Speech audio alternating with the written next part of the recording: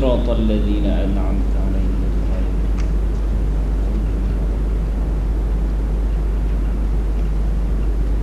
Bismillahirrahmanirrahim. Alhamdulillahi Rabbil Alamin. Wassalatu wassalamu ala ashrafil mursalin Sayyidina Muhammadin wa ala alihi wa sahbihi ajma'in. Allahumma ufir lana dhunubana wa liwalidina warhamna qawma sigara. Allahumma nawwir qulubana binuri hidayatik kama nawwartal arda binuri syamsika abadan abadan birahmatika ya arhamar rahimin. وصل اللهم على سيدنا محمد وعلى آله وصحبه وبارك وسلم والحمد لله رب العالمين. Bismillahirrahmanirrahim. InsyaAllah kita akan sambung pelajaran kita ayat 55, 56, 57 dan 58. Sebab pendek-pendek je. Kalau sempat 59, kita baca sampai 59. A'udzu billahi minasy syaithanir rajim. Bismillahirrahmanirrahim. Inna syarrad dawabbi 'indallahi alladhina kafaru فهم لا يؤمنون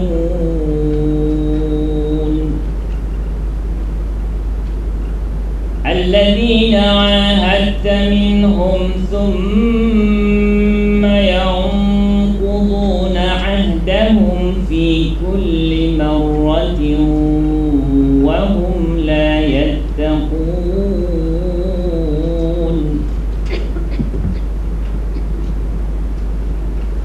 فإما تثقفنهم في الحرب فشرد بهم من خلفهم لعلهم يذكرون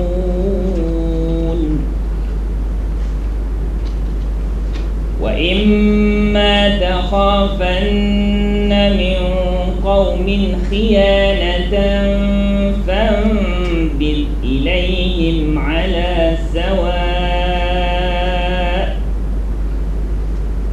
إن الله لا يحب الخائنين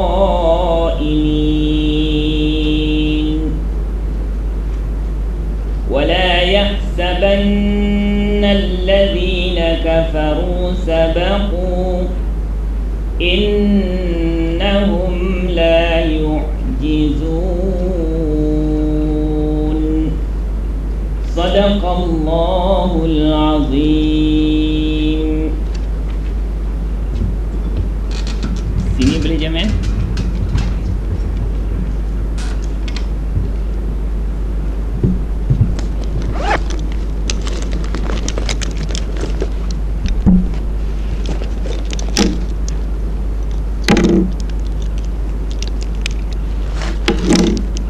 Okay tuan-tuan, kita tengok ayat yang ke-50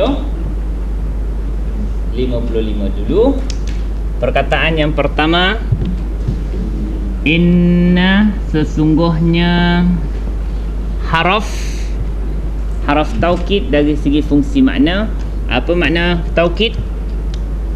Menegaskan, tetapi dari segi fungsi baris dia dipanggil haraf nasab kerana dia akan membaris ataskan isim yang selepas dia. Innallah, inna syarra, ya. Sebab tu syarra baris atas. Kenapa? Selepas inna dipanggil isim inna. Kenapa isim inna tu tak ada alif lam? Mudhaf. Mana mudhafun ilaih? Ad-dawabi. Kenapa ad-dawab bagi bawah? Mudhafun ilaih. Okey. Dawab ini makna apa? makhluk yang melata. Dia mufrad ke jamak? Jamak daripada perkataan dabbah. Dabbatun, satu makhluk yang merayap melata dipanggil dabbah. Kalau dua, dabbatani, ataupun kalau jamak dia dawab. Inilah dia. Dawab. Okey. Inna syarrad dawabi. Apa perkataan selepas dia? Inda, isim apa? Apa mana inda? Di sisi. Dia isim apa? Zaraf. Zaraf apa? Zaraf makan. Bila zaraf berbaris di atas, dia namanya apa? Maf'ulan fi. Kenapa dia sebut fi? Kerana ada makna fi. Apa makna inda? Di. Makna fi, makna di sisi. Ya? Kalau kita terjemah yauma, yaumal qiyamah. Apa makna yauma? Itu maf'ulun fi kerana ada terjemahan fi. Maka dinamakan dia maf'ulun fihi. Iaitu diagram warna purple, isim mansub yang berwarna apa? Isim mansub yang warna apa pula? Warna purple, isim mansub yang bernombor apa? Maf'ulun fi. Jangan tengok kat fi'il. Ya. Isim mansub nombor 7 maf'ulun fi. Maf'ulun fi ialah isim zaraf yang berbaris di atas. Sekiranya dia terletak lepas haraf jar, dari sisi Allah disebut macam mana? Min indillah. Indi ni isim zaraf kan? Boleh tak dia jadi maf'ulun fi? Tak boleh. Kenapa? Sebab dia tak bagi atas. Sebab bila disebut maf'ulun fi, ialah isim zaraf yang berbaris atas saja. Ya? Okey, inda makna di sisi. Isim zaraf akan jadi apa kebiasaannya? Akan jadi mudhaf, tuan-tuan. Jangan banyak fikir. Kalau siapa banyak fikir tak dapat jawab. Ya? Sebab isim zaraf tanpa fikir, jawab mudhaf insya-Allah betul. Kecuali dia tak dapat dah nak bersandar. Saya kata perkataan isim, ya, isim zaraf min qabl. Saya kata tiba-tiba tanda wakaf di situ. Mana dia boleh bersandar tak? Tak boleh bersandar. Masa ni dia akan jadi mabni. Ya, min qablu. Kullama ruziqu minha min thamaratir rizqan qalu hadha alladhi ruziqana min qabl. Lu. Ya? Kalau dia tak dapat bersandar, dia akan baris depan mabni. Okey. Dah jumpa belum? Bila kita dah jumpa isim inna, kita kena cari apa, tuan-tuan? Khabar inna. Dah jumpa belum? Boleh tak indallah jadi khabar inna? Boleh tak? Cuba terjemah. Inna syarra, seburuk-buruk, ad-dawabi, makhluk yang melata, indallahi, di sisi Allah. Dah ada khabar belum? Belum. Indallah. Kalau abang kata indallah tu adalah khabar, dari segi hukum dia macam boleh. Tetapi kita belajar isim dan khabar ni untuk faham makna. Kalau kita kata indallah tu adalah khabar, maka maknanya sesungguhnya seburuk-buruk makhluk yang melata adalah di sisi Allah. Habislah. Seburuk-buruk makhluk yang melata ialah yang di sisi Allah. Semua di sisi Allah buruk belaka. Jadi itu bukan mesej nak disampaikan oleh Allah Ta'ala. Jadi khabar dia belum ada lagi lah. Mana dia? Alladina. Khabar inna bagi apa? Bagi depan. Kenapa alladina tak bagi depan? Sebab dia mabni. Okay, tak apalah. Dia khabar inna. Kalau begitu, cubalah tuan-tuan terjemahkan macam mana terjemah khabar. Inna syarra ad-dawabi indallahi, di sisi Allah itu adalah alladzina, orang-orang yang kafaru. Fi'il madhi macam nak terjemah? Orang-orang yang mereka telah kufur. Orang yang kafir maknanya. Kafaru fi'il apa? Madhi, fa'ilnya hum. Hum tu kembali kepada alladhi, iaitu orang-orang yang mereka telah kufur. Kufur kepada Allah dan hari akhirat. Fa. Cuba tuan-tuan ada tengok tak terjemahan fa? Ya, kakak tengok marker. Semua marker. Semua macam tu je. Lalu. Tapi semua saya tak berkenan. Saya nak yang lain. Yang sesuai dengan apa yang saya temui. Tuan Haji tengok Quran tu. Adalah tu yang khabar tadi. Ya? Apa dia terjemah fa apa? Lalu je mana kakak dapat? Kakak dapat situ? Saya nak yang kerana ni dipanggil fa sababiyah. Orang sesungguhnya bina apa ni? Makhluk seburuk-buruk makhluk yang melata di sisi Allah ialah orang kafir. Orang-orang yang mereka telah kufur kerana atau sebab hum apa dia? Lepas tu yu'minuna, kerana mereka itu tidak beriman. Jadi saya lebih memilih apa yang dikatakan fa sababiyah ataupun fa ta'lil dipanggil. Sababiyah menyatakan sebab atau diterjemahkan kerana cakap Indonesianya. Kakak tu Quran apa kan?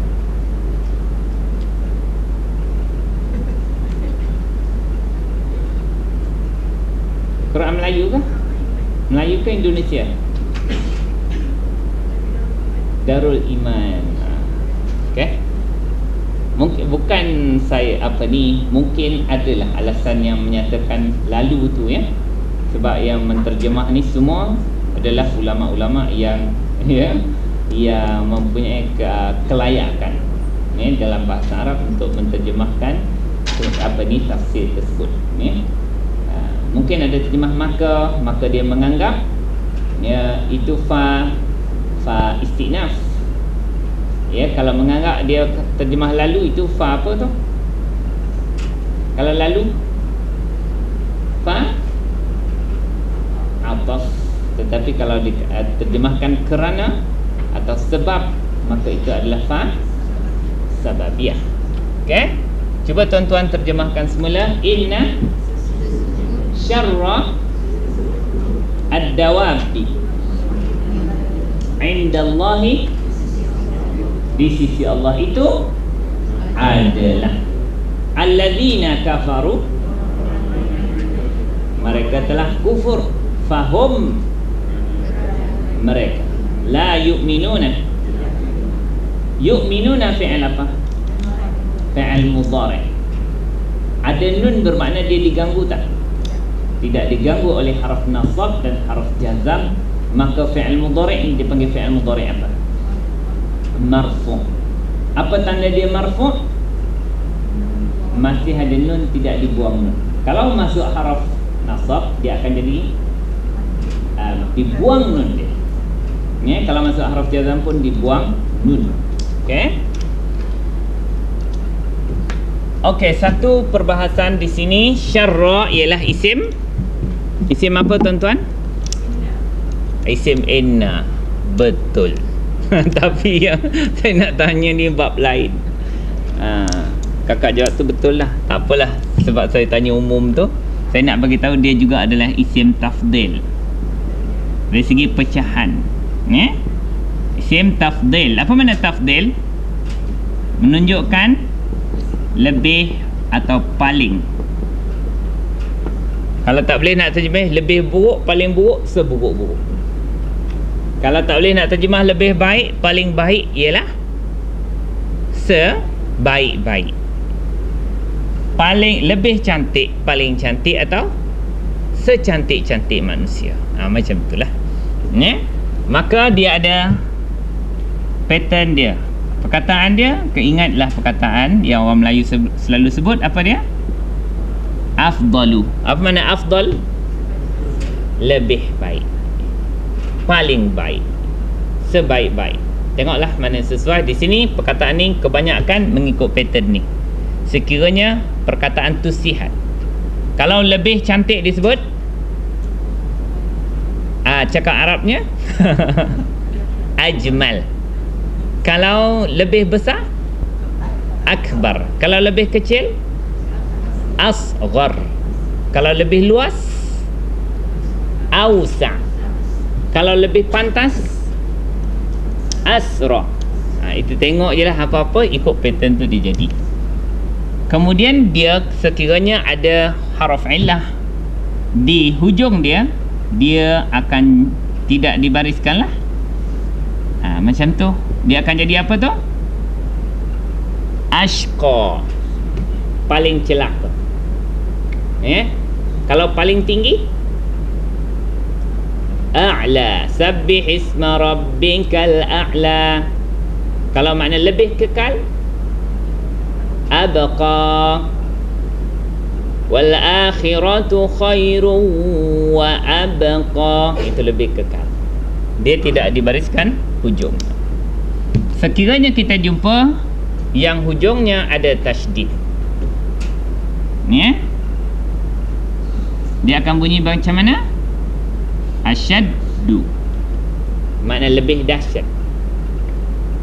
Kalau lebih mulia akan jadi a'azzu.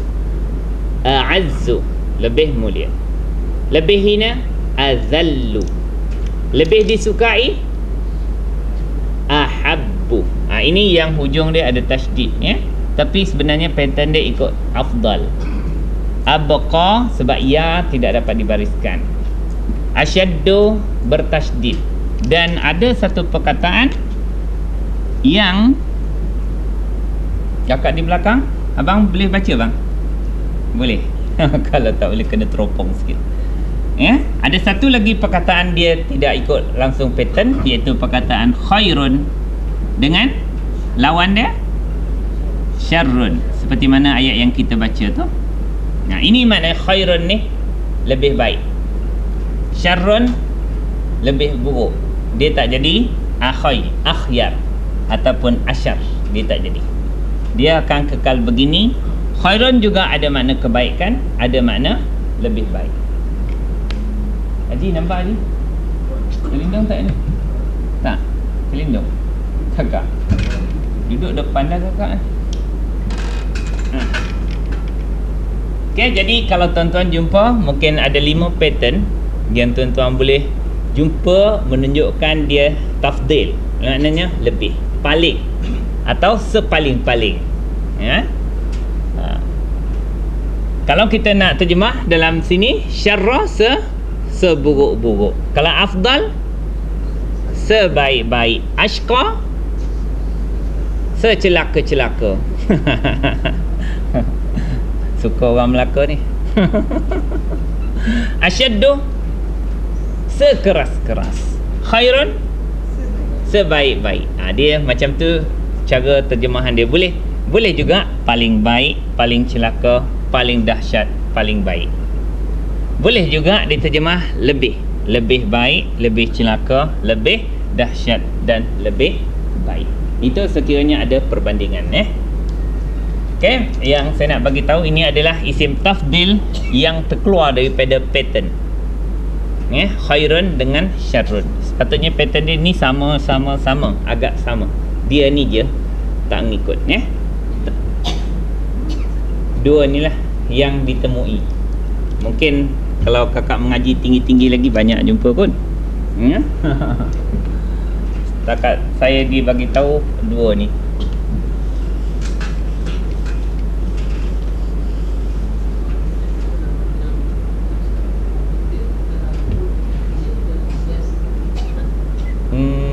Oh, dia guna ni semua.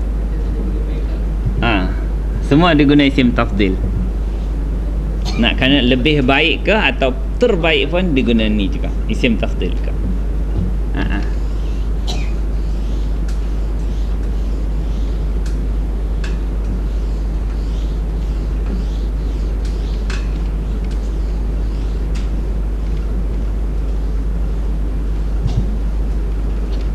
Okey, kita masuk ayat yang ke-50. 56. Apa perkataan dia? Allazina. Apa maknanya? Orang-orang yang. Okey, allazina ni ialah badal. Apa makna badal? Ganti. Dia badal pada perkataan apa? Sesungguhnya orang seburuk-buruk makhluk yang melata di sisi Allah ialah orang-orang yang mereka telah kafir. Ya, orang-orang yang kafir tu, orang-orang yang kafir, macam mana nak terjemah badal? Iaitu orang kafir macam mana jadi seburuk-buruk, ya, makhluk yang melata di sisi Allah, iaitu orang-orang yang apa dia tuan-tuan? Seijaan Arab biasa. Hatta. Fi'il apa ni? Fi'il madhi tak? Tanya saya pula. Saya tanya kakak. Tuan-tuan setuju tak? Fi'il madhi. Ya, setuju. Apa tanda dia? Ada sabdu tu nanti kita bincang. Sekarang ahadta. Kalau ahadta fi'il madhi apa dhamir dia? Anta. Kalau huwa bunyi apa? Ahada. Dia telah berjanji. Ini sifir berapa ni? Fi'il madhi sifir berapa? Sifir 3 tak ada. Bukan 2. Kalau 2 af'ala. Kalau sifir 3 fa'ala. Kalau sifir 4 fa'ala. Fa'ala sama. Ini maknanya fi'il madhi sifir 4. Ahada, fa'ala, qatala, qaraba. Inilah dia. Apa makna ahadta?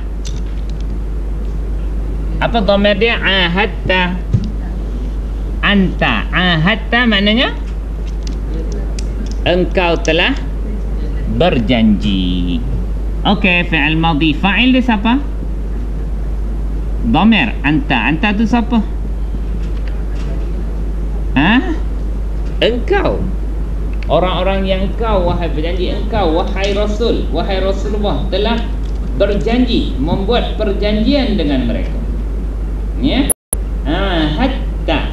Apa perkataan selepas dia? Oh, dia tak sambung al-ahadta min hum. Apa makna min hum? Daripada mereka. Iaitu orang yang seburuk-buruk makhluk tu ialah orang kafir. Orang kafir iaitu orang kafir, bukan semua orang kafir. Ya? Mana orang kafir yang kau, wahai Muhammad, telah membuat perjanjian dengan mereka. Ni siapa ni? Apa dia orang kafir ni? Ini kalau ikut sebab diturunkan ayat ni kepada Yahudi Bani Quraizah. Dia tinggal kat mana ni? Di Madinah. Ada 3 suku Yahudi kat Madinah. Ya.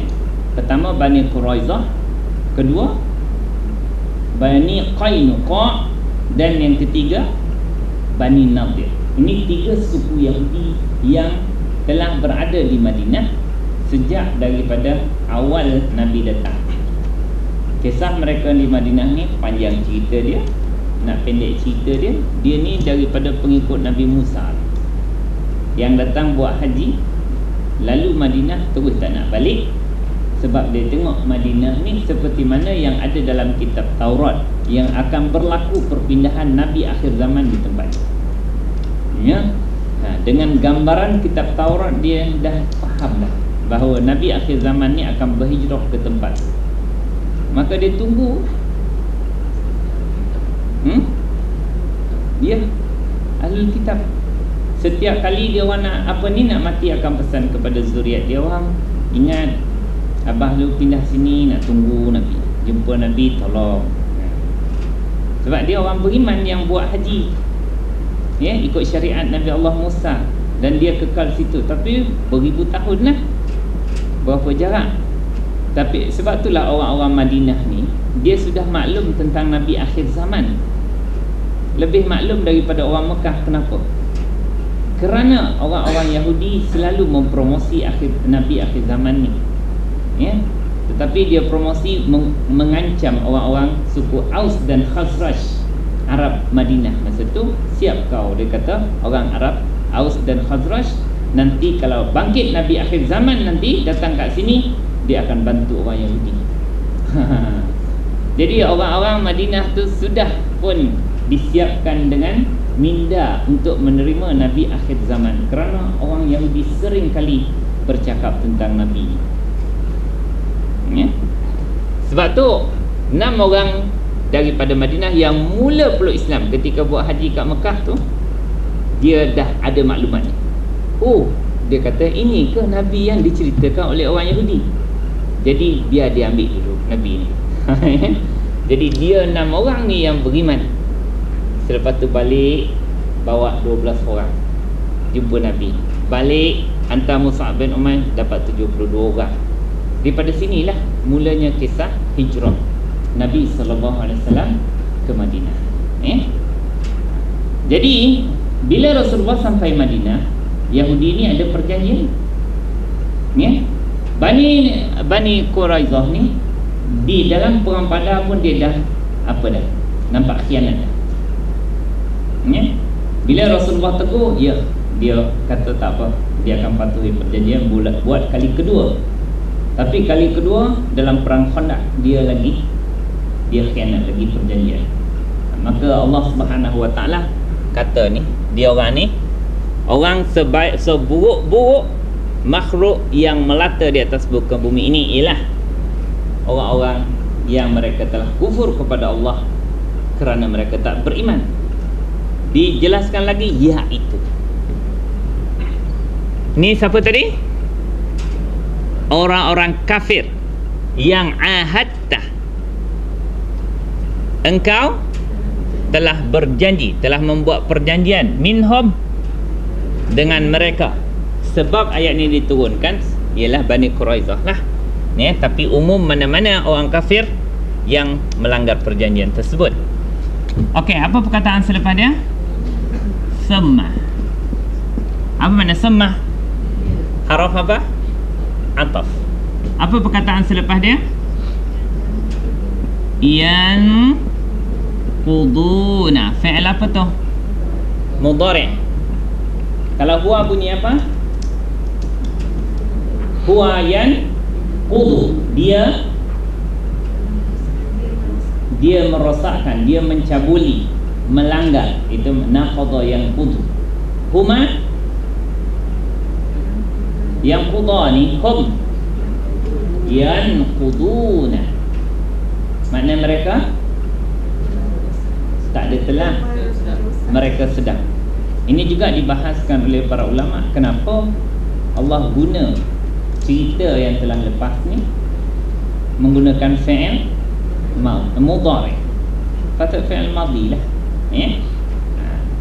Kata sebahagian ulama tafsir, ya, dia kata ini mudhari' menunjukkan perbuatan sedang berlaku dan akan berlaku. Makna perangai Yahudi ni akan berterusan berlaku.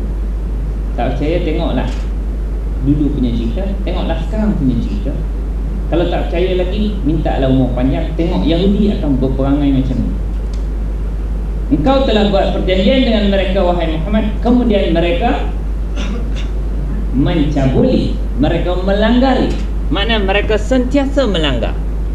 Orang Yahudi menunjukkan perbuatan sedang berlaku dan akan terus menerus berlaku. Ya, yang quduna. Okey, fi'il apa tadi? Mudhari' apa ada nun? Marfu'. Bermakna dia tidak diganggu lah. Kalau dibuang nun, makna mungkin ada harf nasab dan jazam. Fa'il dia siapa? Hum. Hum tu siapa? Iaitu al-Yahud, orang Yahudi. Yang itulah. Kemudian mereka itu orang kafir yang melanggar perjanjian. Dalam ayat ni cerita Yahudi Bani Quraizah lah. Kemudian mereka melanggar. Mana maf'ul bih dia? Ya tuan-tuan, maf'ul bih bagi apa? Mana dia? Ahda. Mereka melanggar perjanjian. Ahda bagi atas sebab bagi atas dulu. Sebab bagi atas dulu maf'ulun bih. Dia tak ada alif lam dan tanwin, barulah mudhaf. Hum jadi mudhafun ilaih. Okey. Cuba tuan-tuan terjemahkan. Thumma yanquduna. Mereka mencabuli, mereka melanggar ahdahum, perjanjian mereka. Apa perkataan selepas dia? Fi maknanya pada. Apa perkataan selepas dia? Kulli maknanya setiap. Kenapa bagi bawah? Lepas harf jar. Dan dia juga adalah mudhaf sebab tak ada alif lam dan tanwin. Mana mudhafun ilaih? Marratin. Marratin bagi bawah kerana mudhafun ilaih. Okey. Kemudian mereka mencabuli akan perjanjian mereka. Perjanjian mereka dengan Nabi Muhammad. Fi kulli marratin, pada setiap kali berjanji. Setiap kali. Kalau tak percaya, tengoklah perangai Yahudi sekarang ni. Berapa resolusi PBB, berapa resolusi Arab dengan mereka. Satu pun dia tak nak ikut.